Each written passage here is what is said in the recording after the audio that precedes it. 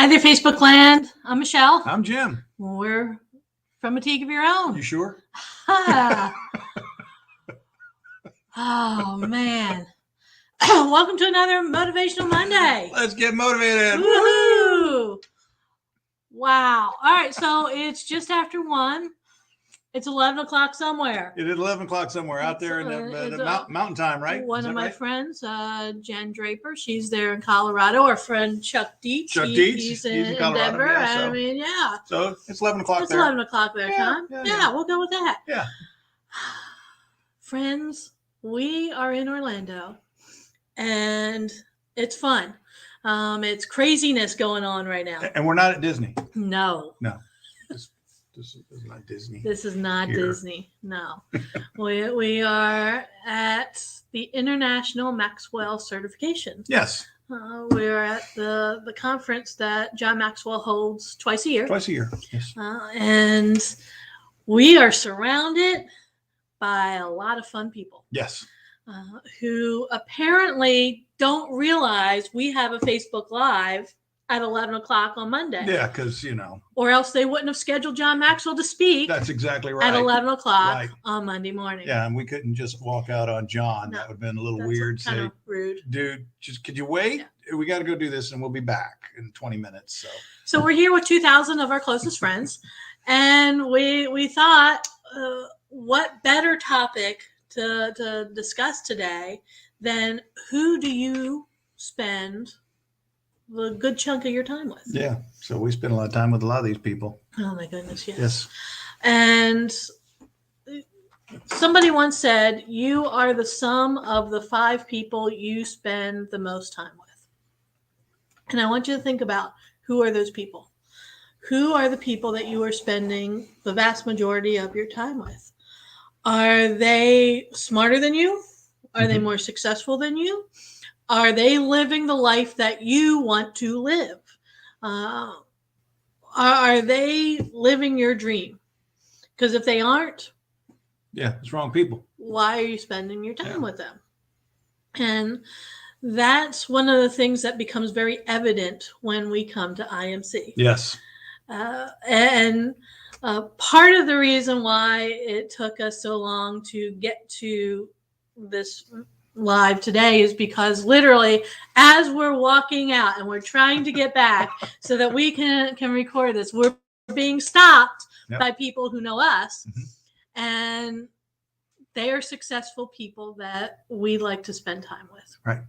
And that's what you do. Yeah. I think it's awesome that we got stopped by Deb Esslinger and April Ward. They are a power couple in and of themselves. Deb Esslinger is the president of the President's Advisory Council. Yes. Yes, for, she is. For the John Maxwell team. Yeah. April Ward, wonderful lady. She's a nurse. Yes, she is. And she also runs a construction company, and she is part of the Empowered Women community. She and Deb are, and talk about values. The two of them, yeah. But Deb and Kim work together. Deb and April work together as a team. And they stopped us in the hallway, and then we were just like, yeah, we got Facebook Live to go do. So it's been fun. Yeah. It's been a lot of fun. It's always fun. We just started. We're only through middle of the first day. Yes. So and we got to listen to John speak about values. Yes. And the values of JMT.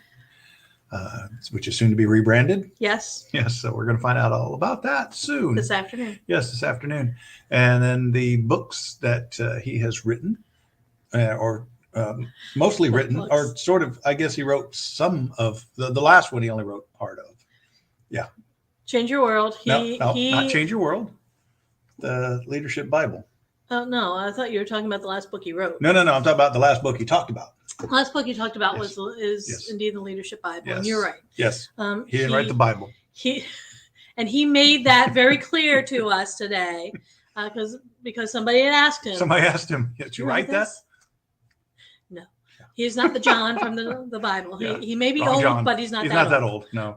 And he did though write a leadership Bible, and there are 600 leadership stories that he writes about that come from the Bible. Right. So that are in that version. exactly. So Yes. if you're ever interested in picking it up and reading it, great examples of leadership that you can find there in the Bible. However, the book that he did write part of, Change Your World, is all about values. Yes. And about doing value tables. And that's one of the ways that you can change the world is you can bring values to your community. You can bring values to your family and your friends. You can bring values to your organization. And that's the way that he does it, is through value tables. Right. And he explains that in Change Your World. And when you do that, you can find new people to spend more time with. Yeah. And those people will be people who have similar values to you. And that's what he was talking about today, are the values of the team that we are a part of, and how important it is to embrace those values. And then always, like he always says, we are people of value who value other people and add value to them. Yes, we do. Yes, as he's saying that, I'm mouthing the words, and because I've heard it so many times, and it's interesting when we have the new people at IMC, they haven't heard these things. No. And I know they're watching and they see as you're doing that. And yeah, it's kind of fun. The other thing that's really cool at IMC is the energy in the room. And I'm going to be doing a presentation at Toastmasters District 13 for the spring conference at the end of April. Oh, this is news to me. Okay. No, you know that. I did? Yeah. Oh, okay. When I'm doing part of the breakout session, I'm doing. Okay. There's a group of us who are going to be doing stuff for the breakout session. Oh, okay. And I recorded what happens when they open up the doors and let people in for the very first time. Yeah, you did. You're walking around all over the place. For IMC. I thought you were just wandering off. I thought, there she goes. She's gone. I don't know what she's doing. The energy level is just amazing. And the way that they make you feel when you're walking into that room is just awesome.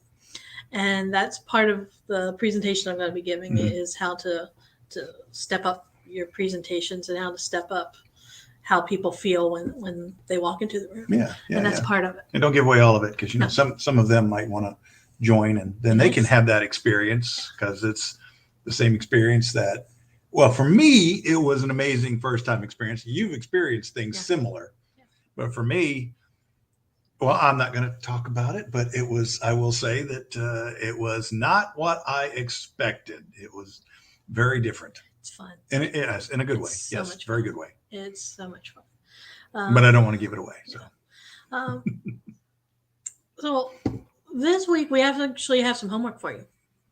We give them no homework. Oh my gosh, I'm on spring break. Don't talk about homework. I'm talking about homework. Oh my goodness. And it's easy homework. Okay.